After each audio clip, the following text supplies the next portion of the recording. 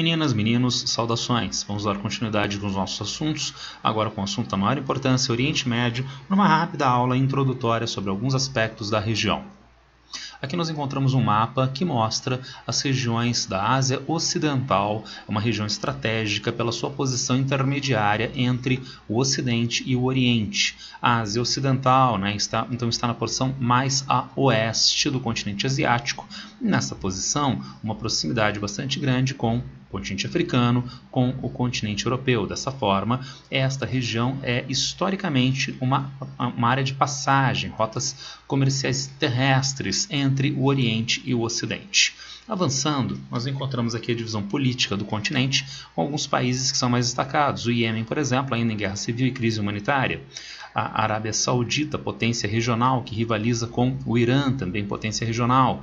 Temos ainda o Iraque, a Jordânia, a Síria, Israel, o Líbano e a Turquia, alguns dos mais importantes países em tensões ainda na atualidade, tudo bem? Em relação a memorizar esses países, a feitura de exercícios, tá certo? Fazer exercícios de vestibulares, exercícios da apostila, que ajuda na localização destes países ao invés de ficar meramente decorando o mapa, tudo bem? Esta área talvez seja destacada, porque nós encontramos alguns pequenos e importantes países na região. Nesse mapa ainda não temos a melhor definição. Esses são os países. Nesta área peninsular nós encontramos o Catar e temos ainda o Bahrein, que é insular, que é uma ilha, portanto, nesta pequena região da Ásia Ocidental. Tudo bem? Temos a Ásia Ocidental como uma das áreas de maior ocorrência de população muçulmana no mundo. Na verdade, o norte da África e a Ásia Ocidental são áreas que concentram população islâmica no mundo e são espalhados também os muçulmanos em outras áreas com menores percentuais. Muçulmanos que se dividem em dois grupos mais importantes, os muçulmanos sunitas e os muçulmanos xiitas. Os muçulmanos sunitas, pelo que nós podemos ver no mapa, têm um espalhamento por uma área muito maior e aparecem quantitativamente mais numerosos do que os muçulmanos xiitas, que são mais restritos a estas porções da Ásia Ocidental. Há uma consideração muito importante de se fazer, eu já fiz essa consideração rapidamente em um outro vídeo para vocês. Uma forma de entendimento de muçulmanos sunitas e xiitas, que é originária na imprensa americana pós-Revolução Islâmica no Irã de 1979, é fortemente enviesada ideologicamente e não corresponde à realidade. A ideia de transformar xiita em um apelido de intransigente, de violento, não é? Isso é um erro crasso. Não existe nenhum ganho de violência entre xiitas comparativamente a sunitas e vice-versa, tá certo? Inclusive o Islã é uma religião pautada historicamente por uma lógica de altíssima tolerância, de convivência harmoniosa com outras religiões. Então não há isto de o xiita ser intransigente e violento e o sunita não, e sequer, obviamente, os muçulmanos. Ainda mais, xiitas e sunitas, do ponto de vista teológico, mal se diferenciam. Se nós pensarmos, por exemplo, em cristãos protestantes e cristãos católicos, têm teologias muito diferentes, mas sunitas e xiitas, não, sua teologia é muito próxima. Um fator de diferenciação de xiitas e sunitas é a legitimação da autoridade político-religiosa. E lembrem-se que essas religiões têm raiz pré-moderna, anteriormente ao Ocidente desenvolver a ideia de laicização das estruturas políticas. Consequentemente, a liderança religiosa é, ao mesmo tempo, liderança política, tá certo? E no sunismo, esta liderança pode ser indicada, pode ser eletiva, enquanto no xiismo ela tem um caráter hereditário, ela tem um caráter dinástico. A legitimação da autoridade religiosa é, portanto, um fator de diferenciação entre sunitas e xiitas, tudo bem? Nesse nosso primeiro mapa, no mapa do canto inferior esquerdo, aparece então uma clara maioria, né, em termos territoriais e por extensão em quantidade, os muçulmanos sunitas. Mas nós não estamos estudando o norte da África neste momento, nós não estamos estudando o espalhamento dos muçulmanos apenas pelo mundo. A nossa principal região de estudos agora é a Ásia Ocidental. E se nós pensarmos só na Ásia Ocidental, os muçulmanos xiitas não são a maioria, mas já se comportam como um grupo bem mais expressivo quantitativamente e ainda com um forte valor político em diferentes níveis.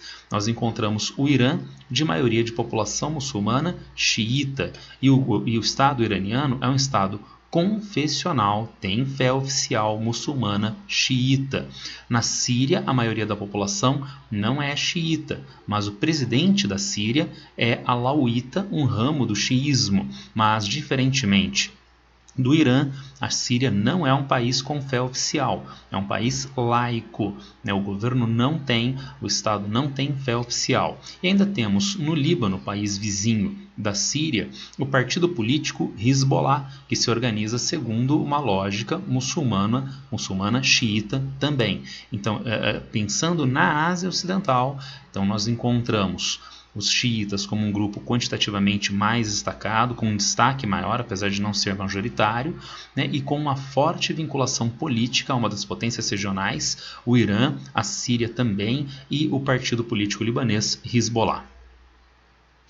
Aqui nós temos algumas áreas estratégicas do Oriente Médio, a começar com um destaque muito importante para o Golfo Pérsico. Além do Golfo Pérsico, é esta área do Golfo de Omã, que é acessada desde o Golfo Pérsico por esse estreito, o Estreito de Hormuz. Além dessas três, nós temos o Chifre da África, que limita o Golfo de Aden, que dá acesso ao Estreito de Bab el-Mandeb, que dá margem para você acessar o Mar Vermelho. Desde o Mar Vermelho, Canal de Suez, que dá acesso ao Mar Mediterrâneo. Notem ainda que nós temos aqui, mais ao norte, os estreitos de Bósforo e Dardanelos, que junto com o Mar de Mármara, né, entre eles, nós temos a ligação natural entre o Mar Negro e o Mar Mediterrâneo. Aqui estão novamente esses pontos estratégicos do mapa, né? Golfo Pérsico, Estreito de Hormuz, né? o Golfo de Aden, Estreito de Bab el-Mandeb e o Canal de Suez. E por quê? Porque são as áreas de passagem do petróleo e do gás. Aqui nós encontramos o mapa que mostra petróleo e gás, jazidas de petróleo e gás no Oriente Médio, né? Então ainda é hoje a região mais importante de extração e exportação mundial de petróleo. E daí as rotas de petróleo que seguem a partir dessas posições. Sai daqui do Golfo Pérsico, vejam as jazidas no Golfo Pérsico propriamente e nos países as cercanias. O petróleo sai daqui, passa pelo Estreito de Hormuz. 1/3 do petróleo mundial passa pelo Estreito de Hormuz, antes de seguir em direção leste, em direção à China, ao Japão, aos tigres asiáticos, antes de seguir em direção oeste, em direção aos Estados Unidos, à Europa Ocidental, e da importância do Oriente Médio. Se ele é tão importante, ao longo da segunda Revolução Industrial, hoje nós já estaríamos na terceira, ou quem sabe a quarta Revolução Industrial, né? Mas ao longo da segunda Revolução Industrial e até hoje, nós encontramos o interesse das potências mundiais de terem controle sobre essas áreas fornecedoras do combustível tão importante, do petróleo e, mais recentemente, também do gás natural. Daí nós vemos neste mapa o imperialismo europeu com influência crescente na África e na Ásia, mas ainda não no Oriente Médio, que era uma área dominada pelo Império Turco-Otomano. O Império Turco-Otomano resistia às investidas da França e do Reino Unido no final do século XIX e no início do século XX, e nesse contexto vai se alinhar na Primeira Guerra Mundial à Alemanha. Antes do final da guerra, o Império Turco-Otomano se renderia às pressões da França e do Reino Unido, que no Acordo Sykes-Picot vão dividir essas regiões da Ásia Ocidental segundo o interesse dessas duas potências que viriam a ser as vencedoras da Primeira Guerra Mundial, e daí a influência britânica e francesa nessas regiões fornecedoras de petróleo e gás, que inaugura a influência de potências estrangeiras diretamente nesta área, o que se mantém até a atualidade, se não mais tão claramente as potências europeias, a União Soviética e os Estados Unidos na Guerra Fria, os Estados Unidos e crescentemente a China, também a Rússia na atualidade. E vejam, é muito importante o petróleo do Oriente Médio. Há quem diga que já passamos pelo pico do petróleo, que o interesse das potências mundiais não é pelo petróleo da região, assim, não, uma tolice. O petróleo ainda é o produto mais importante da região, é o combustível mais importante na economia mundial. E nós encontramos aqui a OPEP, a Organização dos Países Exportadores de Petróleo, que não tem exclusivamente países do Oriente Médio, mas principalmente países do Norte da África e do Oriente Médio na sua composição. OPEP que responde com mais ou menos 29, 30, 33 milhões de barris de petróleo por dia à produção da OPEP. Ora mais, ora menos, aqui menos no contexto da crise Covid-19. Agora, quanto o mundo consome de petróleo? Vejam, primeiro, no nosso gráfico dos anos 1960 até a atualidade, um consumo que tende a ser crescente. Então, novamente, aquela ideia de que nós já atravessamos o pico do petróleo. Não atravessamos. Esta queda é a queda tendo em vista a Covid-19. E o mundo chega a consumir, portanto, agora no final do gráfico, por volta de 90 a 100 milhões de barris de petróleo por dia. Portanto, 1/3 do petróleo mundial é petróleo da OPEP, de países principalmente do norte da África e do Oriente Médio. Daí realmente a importância dessa região, a importância desses países na economia mundial, a importância desta organização, a OPEP. Tudo isto contribui, portanto, para as tensões nesta região da Ásia Ocidental. Vamos resumir isto. Fatores de tensão: a localização intermediária entre o Oriente e o Ocidente, na Ásia, bastante próxima da África, da Europa.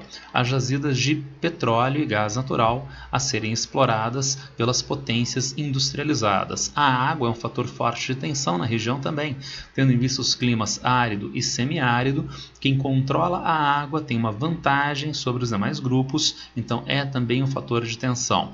Onde se organizam governos autoritários, como nós vimos para o continente africano, exógenos, vinculados às necessidades estrangeiras e não às suas próprias necessidades nacionais, às suas próprias necessidades sociais. Que influências externas seriam estas que dão poder a estes países? Historicamente, dos países europeus, ainda hoje da União Europeia, mas depois da Segunda Guerra Mundial, crescentemente e até hoje, a dos Estados Unidos. A da União Soviética no período da Guerra Fria, que não deixa de ter laços com países da região, como o caso da Rússia, do Irã, na atualidade. E crescentemente a influência chinesa são fatores de tensão. E ainda um último fator de tensão, um grupo étnico que se espalha por essas regiões do Oriente Médio e não tem um Estado para si, vivendo historicamente uma condição de marginalização, de perseguições, que são os curdos. Aqui nós encontramos no mapa a área de ocorrência dessas populações curdas, que demandam, como por exemplo os palestinos, como por exemplo os judeus até a Segunda Guerra Mundial, a criação de um país para si, um país dos curdos, que viria a ser denominado Kurdistão, gerando tensões principalmente na Síria e na Turquia, nos outros países de forma mais ou menos grave, mas de forma mais explícita na Síria e na Turquia. Tudo bem?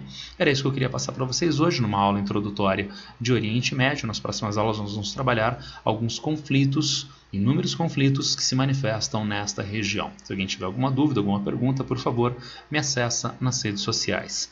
Abraço para todo mundo e boa sorte.